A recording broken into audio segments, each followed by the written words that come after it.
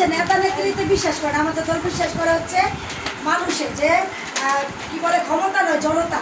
আমরা জনতার কথা বলি, ক্ষমতার কথা বলি না। ক্ষমতা তো আল্লাহর দান, যে ক্ষমতা আসুক না কেন মানুষের জন্য সাহায্য সহযোগিতা করে এবং যারা মানবিক কাজ করে তারা যেন ক্ষমতায় আসে, আমরা এই দোয়াই করি।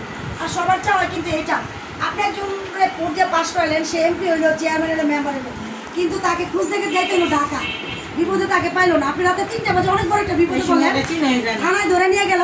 এখন থানার ওসি বলতেছে আপনার এমপিরে ফোন করেন বা আপনার চেয়ারম্যানে ফোন করেন, আপনাকে ছেড়ে দিব। কি হলো? আপনি নাই, আপনি ফোন ধরলেন না। জনপ্রতিনিধি তাকেই করবেন বানানো উচিত যে নাকি সারা রাত সারাদিন পাওয়া যায়। যেমন আমি আমার নিজের গল্প নিজে বলি না, সবাই জানে। রাতে 3টা বাজে ফোন দিল, আমি বিভিন্ন জেলায় পর্যন্ত চলে যাই। আমার জেলায় তো যাই, কিন্তু অন্য অন্য জেলায় যেও আমি মৃত লাশ গোসল করাই। এবং অ্যাক্সিডেন্ট হয়ে যে লাশগুলো মারা যায় রাস্তায় পড়ে থাকে, অনেকে ভয় পায়, কারণ অ্যাক্সিডেন্ট হলে তো অনেক সময় বুক ফেটে যায়, মাথার গুলি উড়ে যায়। তারপরে এগুলো নিয়ে আবার যে পোস্টমর্টম করে অনেক মানে খারাপ দেখতে, ভয় লাগে। তো আমরা এই ভয় পাই না, আমরা মৃত্যুকে ভয় পাই না। আমাদের গ্রুপ আছে, এগুলো নিয়ে কাজ করি। আমরা 147 জন পর্যন্ত গোসল করাইছি। তো আলহামদুলিল্লাহ, শুধু এই কাজ না, শীতের মধ্যে শীত বস্ত্র, জনপ্রতিনিধি হলেই যে মানুষকে সহযোগিতা করতে হবে এটা ভুল ধারণা। ওই দুনিয়ার জন্য আপনাকে কাজ করতে হবে। আপনারা যে এখানে যারা আসছে তাদের যদি একটা কথাকে ওখান থেকে আমি মনে করি চাওয়া হলে মানুষকে দেওয়া উচিত, কারণ কি দানে ধন বাড়ে। তো আমি সে চিন্তা করি সবসময় কম্বল বিতরণ বলেন, রোজার মধ্যে খাবার বলেন, কুরবানির মধ্যে আমি একটা গরু আলাদা জমা দিই শুধু অসহায় মানুষের জন্য।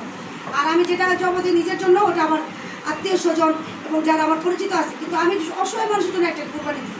তো সবাই জানেন ঈদের মতো আমি ঈদের সামগ্রী বাসায় বাসায় গিয়া নিজে যা পৌঁছে দিয়ে আসি। তো আলহামদুলিল্লাহ এই কাজগুলো আমি করি কেন? আমার আল্লাহকে সন্তুষ্ট করার জন্য। এই পৃথিবীতে কেউ কাউকে সন্তুষ্ট করতে পারে না, কারণ মানুষ এমন একটা জাতি, আপনি 10 দিন করবেন, 11 দিন না করতে পারলে 11 দিন বলবে কি না সে মানুষ ভালো না, মানে খারাপ কথাটা সার্টিফিকেটটা দিয়ে ফেলবে। এই জন্য আমি ওই যে উপরওয়ালাকে খুশি করার জন্য কাজ করি। তো এই জন্য আমাকে আমার দল আমাকে মনোনয়ন দিয়েছে।